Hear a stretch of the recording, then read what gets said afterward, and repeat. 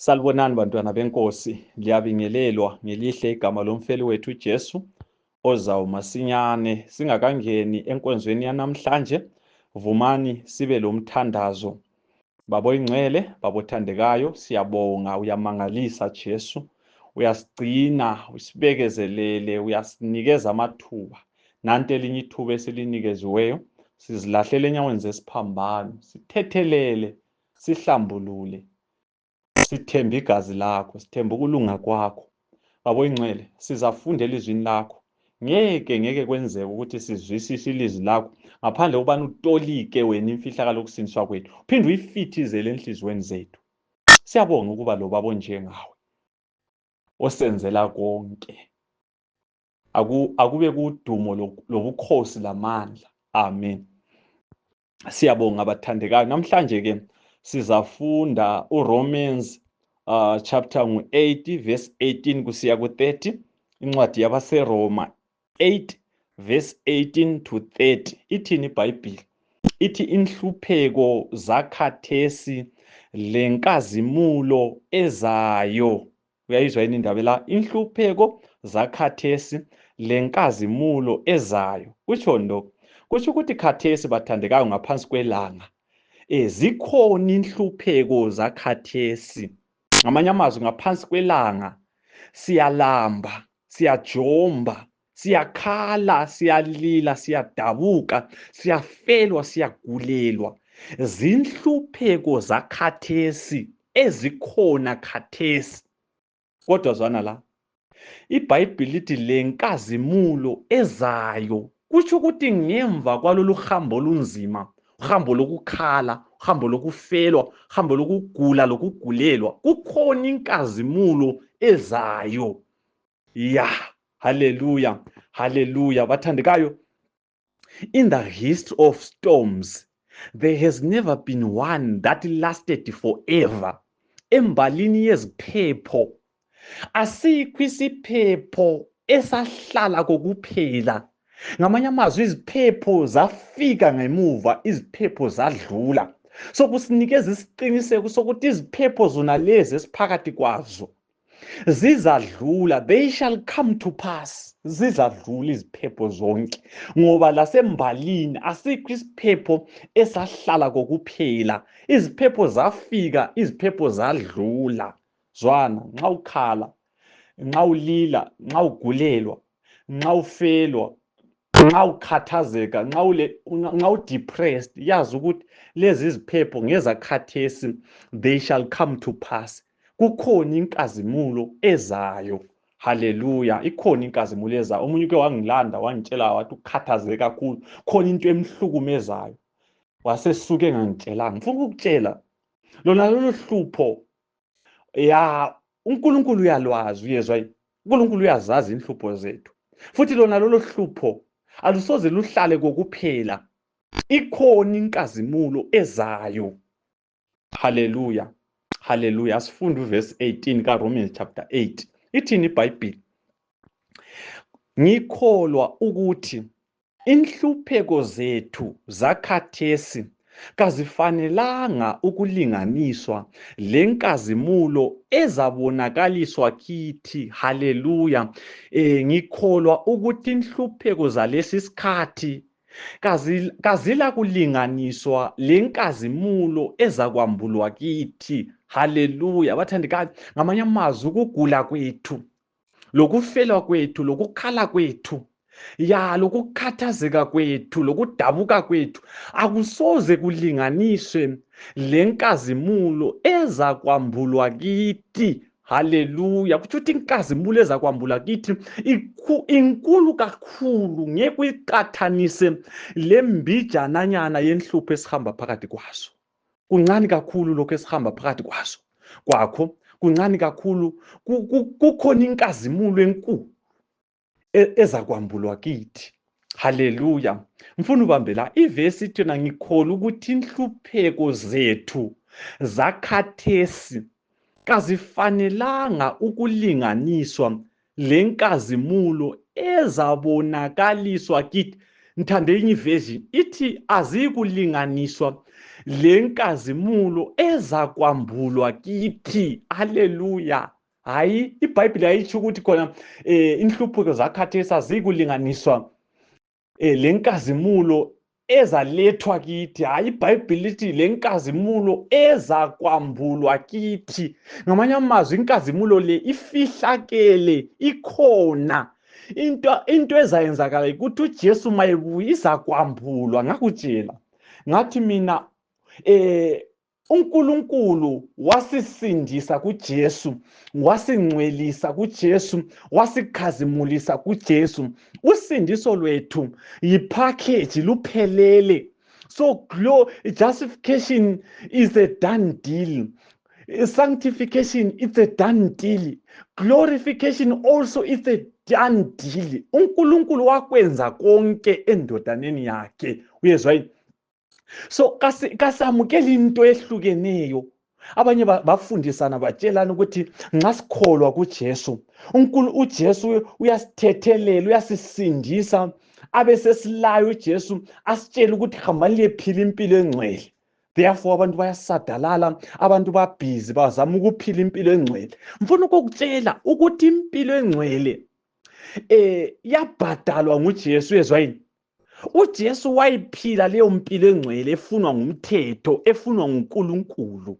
So thina nxa sisamukela uJesu, samukela, siyalungisiswa, samukela ukungcweliswa, samukela ukukhazimulisa. Yipackage usindiso lwethu luphelele. So usindiso lwethu it's a historical fact. Uyezwa, yimbali. So uJesu konke wakwenza.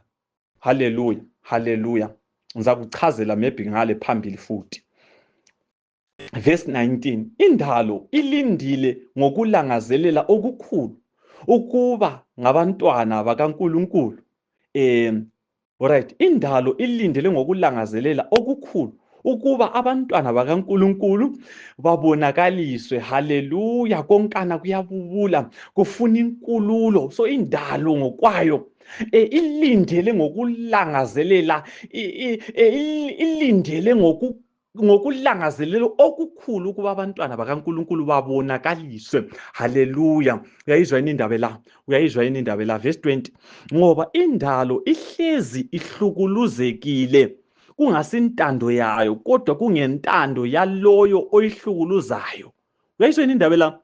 Ngethemba lokuthi indalo yona ngokwayo izakhululwa ebugqilini bokonakala, ilethwe enkululekweni elenkazimulo yabantwana bakaNkulunkulu. Haleluya, haleluya. Silindele lolo suku bathandekayo lokubonakala kwenkosi, lapho esizakhululwa khona, lapho esizahlengwa khona emzimbeni ofayo.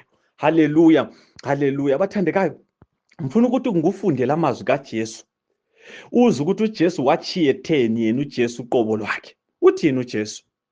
Uthini uJesu? Mana ngiqale ngikufundele amazwi kaJohane, uJohane wokuqala chapter 5 verse lika 19. Uthini uJohane? Uthi siyakwazi ukuthi singabantwana bakaNkulunkulu kanye lokuthi umhlaba wonke ungaphansi kwamandla omubi. Uyayizwa indaba la? Ithi umhlaba wonke ungaphansi kwamandla omubi. Ngamanye amazwi umhlaba lo ubuswa ngokubi, ubuswa ngomubi. Uyayizwa yini indaba la? Kwenzakalani nxa umhlaba ungaphansi kwamandla omubi? uJohane 15 verse lika 18 lo 19. Uthini uJesu? Uthi nxa umhlaba ulizonda, khumbulani ukuthi wangizonda kuqala. Uyayizwa yini indaba la? Ngabe belingabomhlaba ubuzalithanda njengabantu bawo.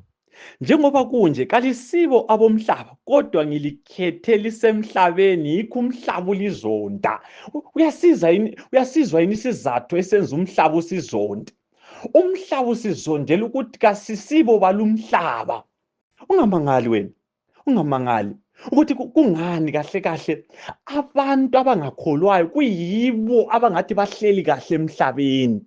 Zwana, isizathu esenza abantu abangakholwayo bahlale kahle emhlabeni yikuthi bona bangabomhlaba. Zwana la, abantu abakholwayo esikhathini esiningi yibo abangathi bayahlukumezeka. The reason why behlukumezeka yikuthi kasisibo balumhlaba. Therefore umhlaba uyasizonda. So kahle kahle, zwana la, kulabanye abantu abacabanga ukuthi ukuphumelela emhlabeni, ukuhlala kahle emhlabeni, ukunotha emhlabeni, bacabanga ukuthi isayini yokukholwa, isayini yokuthi umuntu right lo nkulunkulu wakhe. Ngifuna ukukutshela ukuthi khona iBhayibheli lithi lona nxa umhlaba ulizonda, khumbulani ukuthi wangizonda kuqala. Ngabe belingabomhlaba, umhlaba ubuza lithanda njengabantu bawo. Njengoba kunje kalisibo balomhlaba, kodwa ngilikhethe lisemhlabeni, yikho umhlaba ulizonda. Ngamanye amazwi zwana la, umhlaba wena nxa ukholwa kawukuncengi, uyezwa yini? Vele kawulandaba lawe.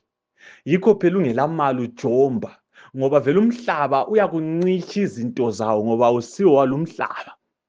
Uyayizwa yini indaba la? Mana sifunde ivesi siyivale ingabi indi inkonzo le. Mana siyivale. Sikuvesi 23. Akunjalo kuphela, kodwa lathi uqobo esilezithelo zakuqala zikamoya siyabubula ngaphakathi, silindele ngokutshiseka ukwamukelwa njengamadodana, ukuhlengwa kwemizimba yethu. Uyayizwa yini iBhayibheli? Akunjalo kuphela, kodwa lathi uqobo esilezithelo zakuqala zikamoya. Ngake ngakufundela uRomans chapter 5. Isithelo sakuqala sokulungisiswa ngokukholwa yikuthula lo nkulunkulu, uyezwa yini? Lithemba, uyezwa yini? So umuntu nxa eselungisiswe ngokukholwa uba lokuthula lo nkulunkulu. Izithelo zakuqala esiba lazo, siba lokuthula lo nkulunkulu. Uthini uPaul? Uthi akunjalo kuphela, kodwa lathi uqobo esilezithelo zakuqala zikamoya, okutsho ukuthi esilokuthula lo nkulunkulu, siyabubula ngaphakathi, silindele ngokutshiseka ukwamukelwa njengamadodana, ukuhlengwa kwemizimba yethu. Haleluya bathandekayo. Ngakutshela ngathi thina siyasindiseka ngokukholwa, siyangcweliswa, siyakhazemuliswa, ipackage usindiso lwethu luphelele. Kodwa lanxa sesisindisiwe 100%, lokhe sisasemzimbeni efayo. Yeah, we are still in our mortal bodies. We are still in our corruptible bodies. Imzimba le yafa le, yikho sigula, yikho sigulelo, yikho singcwabana, ngoba lokhe sisasemzimbeni efayo. Luyeza usuku lapho uJesu azakubuya khona, lokho kubolayo kwembathiso okungaboliyo, lokho kufayo kwembathiso okungafiyo. Uyayizwa yini indaba la? So silindele lolo suku lapho uJesu azakufika khona, asihlenge, asisuse emzimbeni efayo. Kufa phinde sihlangane lakho. Uyezwa yini? Nxa singasuswa emzimbeni efayo, ukugula phinde sihlangane lakho, siyakuvalelisa. Uyezwa yini? Umkhuhlane, ama-cancer, ama-AIDS, ya konke okungamachukela, ama-diabetes, lokho sizakuvalelisa phinde sihlangane lakho, ngoba siyabe sisusiwe emzimbeni efayo. Haleluya, haleluya. Verse 24, ngoba ngaleli themba sasindiswa. Haleluya. Uyayizwa indaba la? Ngoba ngaleli themba sasindiswa, kodwa lithemba elibonakalayo kasilo themba. Ngobani othemba lokho avele selakho na? Uyawuzwa yini umbuzo? Ngoba ngaleli themba sasindiswa. Hayikhona ngaleli themba sizasindiswa, kodwa sasindiswa. Ngikutshele ngathi our salvation, it is a historical fact. uNkulunkulu wasisindisa endodaneni yakhe.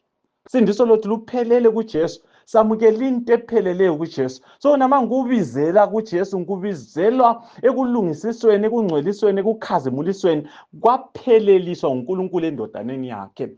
Ngoba ngaleli themba thina sasindiswa. Hayikhona sizasindiswa. Kulabanye abantu nxa ubabuza ukuthi usindisiwe uyangunguna, ucabanga ukuthi hayi mawusukholwa kuJesu kumele uyakholwa uqala ulungisiswe, yakushoti into eyodwa ukuthi uyephila impilo engcwele usindiso bese luphelela. Hayi, ayisikho lokho, iheresi. Okuyikho ukuthi silethemba, ngaleli themba sasindiswa. Asithandabuzi ukusindiswa kwethu, ngoba sasindiswa nguNkulunkulu endodaneni yakhe. Haleluya. Verse 25, kodwa nxa sithemba lokho esingakabi lakho, siyakulindela ngokubekezela. Haleluya. Siyalinda ngokubekezela, ngoba siyakwazi ukuthi othembisileyo uthembakele. So wena linda, linda ubekezele, linda ungaze wasola, ngoba kuseduze ukuphumula. Uyezwani? Kuseduze ukuphumula. Othembisileyo kaqamba imanga, othembisileyo uthembakele. Ngolunye usuku uzafika asithathe siye ekhaya siyohlala naye iphakade. Silalelo themba bazalwane, silalelo themba mana. Asoze sihlale kokuphela emhlabeni wesono, asoze sihlale kuphela emhlabeni wezimfa, asoze sihlale kuphela emhlabeni osihlukumezayo. Hayi, kwelinye ilanga uzabuya uJesu asithathe siyephila impilo engcwele, impilo enaphakade, impilo yokudumisa, impilo yokukhonza uNkulunkulu sesisusiwe emzimbeni efayo. Verse 26, ngokufananayo umoya uyasisiza ebuthakathakeni bethu. Kasikwazi okumele sikukhulekele, kodwa umoya uqobo uyasinxusela ububula okungeke kuchazwe ngamazwi. Haleluya! Izindaba la ngokufananayo umoya ongcwele uyasisiza ebuthakathakeni bethu. Ya, ngakutshela ngathi umoya ongcwele ngumsizi, umoya ongcwele ngumduduzi, umoya ongcwele ngummeli, umoya ongcwele ngumfundisi. Uyasisiza ebuthakathakeni bethu. Uyakwazi ukuthi thina kasenelisi lutho, ayikho into enhle singayenza. Therefore umoya ongcwele ukhona ukusisiza. Ya, kuthiwa kasikwazi okumele sikukhulekele. Ya, asikwazi into ezisifanele, kasikwazi izinto zokucelwa. Ukhona umoya ongcwele ukusicelela, ukhona umoya ongcwele ukusinxusela, ukhona umoya ongcwele ukusikhulekela. Kuthiwa kodwa umoya uqobo uyasinxusela ububula okungeke kuchazwe ngamazwi. Haleluya! Verse 27, njalo yena lo ohlola inhliziyo zethu uyayazi ingqondo kamoya, ngoba umoya uyabanxusela abangcwele ngokwentando kaNkulunkulu. Haleluya! Umoya uyabanxusela abangcwele ngokwentando kaNkulunkulu. Umoya uyabanxusela abangcwele ngokwentando kaNkulunkulu. Ngifuna ukubambe khona lokhu. Zwana, umoya ongcwele nguye okwaziyo okuyintando kaNkulunkulu. Wena lami sayengana safundisana ukuthi intando kaNkulunkulu izenzo zethu. Therefore sazama ukuphila impilo sizikhandela ukulunga. Sacabanga ukuthi uNkulunkulu uzathokozana. Ngutshele wena kawukwazi, uNkulunkulu nguye okwaziyo, umoya ongcwele nguye okwaziyo okuyintando kaNkulunkulu. Ngakutshela ngathi mina ngaphansi kwelanga intando kaNkulunkulu nguJesu. Uyezwa, uJesu nguye yedwa ngaphansi kwelanga owathi ebhaphathizo kwamemeza ilizwi likaNkulunkulu uBaba, the God the Father, lathi lo yindodana yami ethandekayo, ngiyathokoza ngaye. Uyayizwa yini indaba la? So ngaphansi kwelanga madoda, uNkulunkulu uthokoza kuphela ngendodana yakhe. Thina ke uNkulunkulu uthokoza ngathi kuphela nxa sisendodaneni yakhe. uNkulunkulu kathokozi ngathi sisechurch. Ngifuna ukukutshela, uNkulunkulu kathokozi ngathi sicula kumakwaya, uNkulunkulu kathokozi ngathi sichumayela, uNkulunkulu kathokozi ngathi sithungamela amabandla. uNkulunkulu uthokoza ngathi kuphela nxa sisendodaneni yakhe, nxa sifihla impilo zethu kuJesu. Yikho lapho uNkulunkulu athokoza ngathi sikhona. Wahlethulelwa mina dwala eliphakade, mangizifihle kuwe, ngisinde yenkosi. Haleluya! Sengiphazamisile, kodwa ithi yena mangizifihle kuwe, ngelatshwe sonke isono, ngisinde engozini. Haleluya! Wahlethulelwa mina dwala laphakade. So bathandekayo, yikho lapho kule ndawo yethu yokucatsha khona, yikho lapho esingathokozisa khona uNkulunkulu sikhona edwaleni lahlethulwayo, idwala elinguJesu. 28 ithini iBhayibheli? Ya, njalo siyakwazi ukuthi ezintweni zonke uNkulunkulu usebenzela okuhle kulabo abamthandayo, ababiziweyo ngokwenjongo yakhe. Uyayizwa indaba la? Ya, njalo siyakwazi ukuthi ezintweni zonke uNkulunkulu usebenzela okuhle kulabo abamthandayo, ababiziweyo ngokwecebo lakhe. Kutsho ukuthi esimeni sakho, enhlupheni lwakho, enkathazweni zakho, kukhona okuhle uNkulunkulu akudalayo nxa ukholwa. Uyayizwa indaba la? Ngoba iBhayibheli lithi lona ezintweni zonke ezimbi lezinhle uNkulunkulu usebenzele ebuhleni kulabo abamthandayo, ababiziwe ngokwecebo lakhe. Ngamanye amazwi, uma ugula wena usenhlungwini, nxa ukholwa kukhona uNkulunkulu akudalayo okuhle ngalolo hlupho.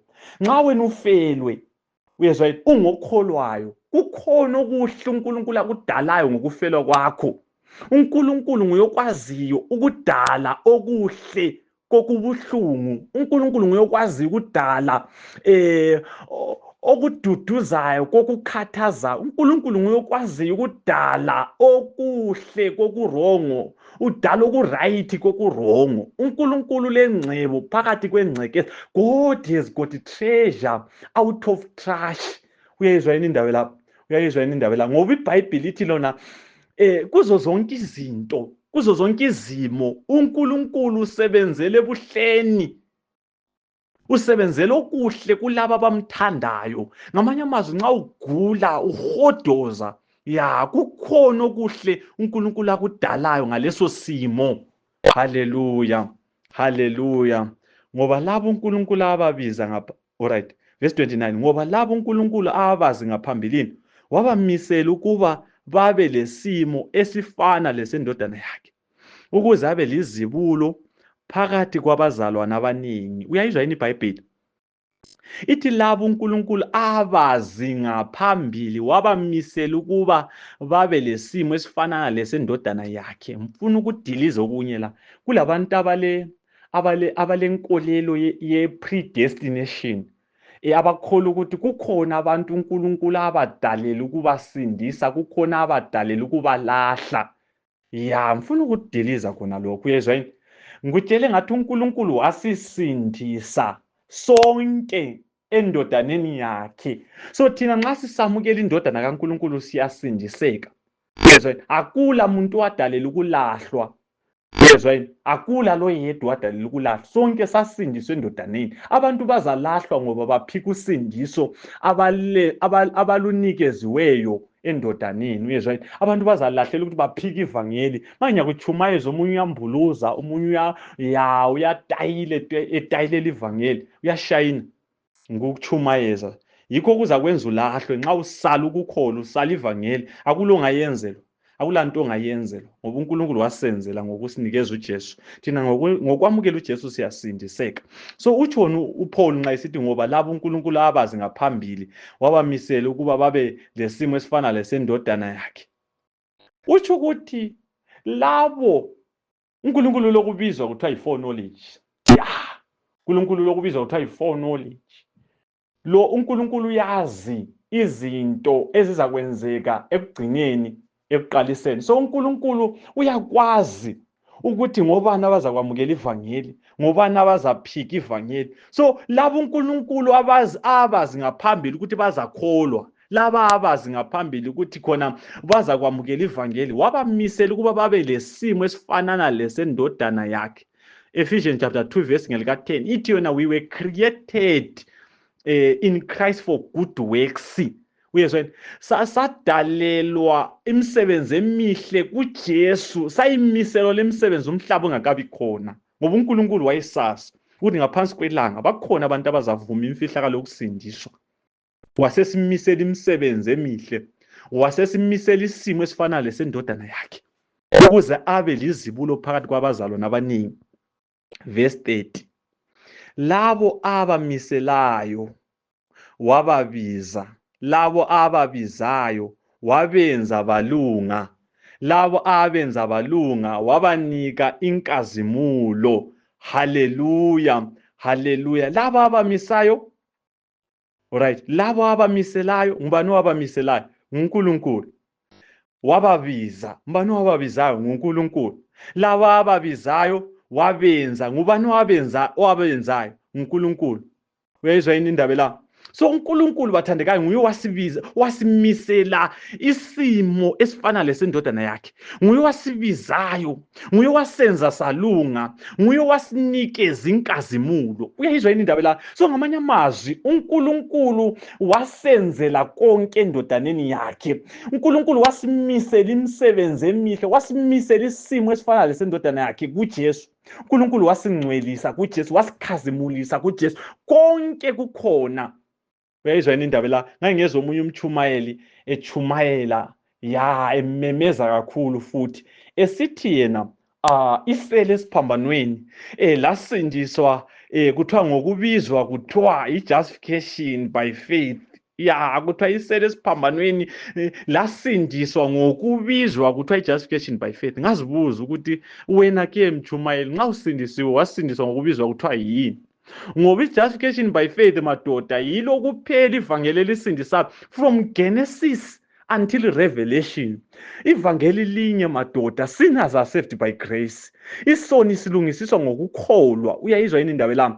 So madoda, isele esiphambanweni lamukela usindiso olupheleleyo, okuthi ukuthi isele esiphambanweni lamukela ukulungisiswa, lamukela ukungcweliswa, lamukela ukukhazimuliswa, lamukela ipackage yosindiso epheleleyo. Akulanto eyayishota. Ngayengezwe omunye esithi hayi isele esiphambanweni lalungisiswa ngokukholwa. Ya ngoba wayengasela thuba lokuyehla. So yikho engayehlanga wayaphila ngcwele. Ya ngoba wakuyi last minute yakhe yokufa. Ngifuna ukukutshela ukuthi isela lamukela into epheleleyo, wakungelanto eshotayo. Uyezwa yini? Wakungelanto eshotayo ngoba imisebenzi emihle la nxa wayengayehla ayephila impilo engcwele.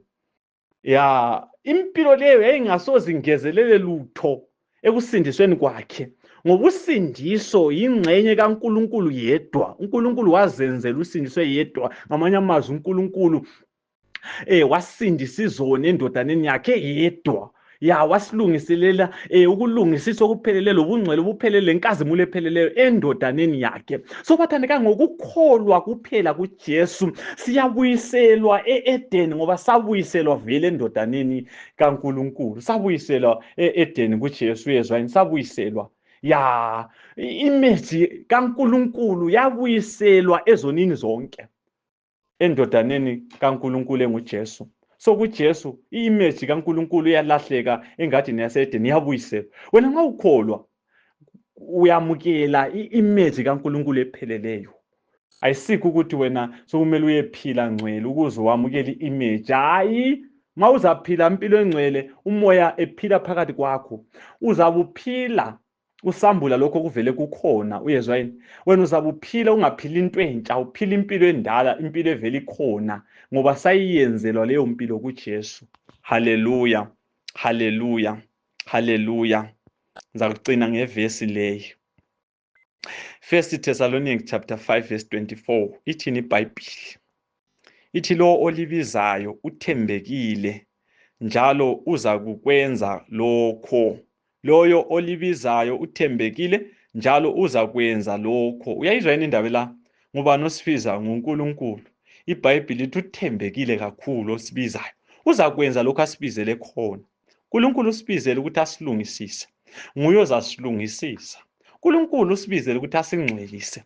Nguye ozasingcwelisa. uNkulunkulu usibizele ukuthi asikhazimulise. Nguye ozasikhazimulisa. Zwana ngikutshela.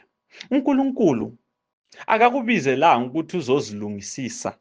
Hayi, ukubizela ukuthi azokulungisisa.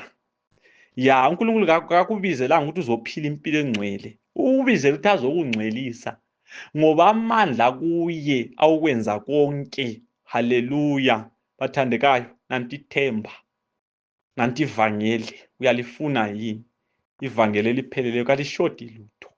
Siyaphuma discharge nxa sivuma. Siyalungisiswa nxa sivuma.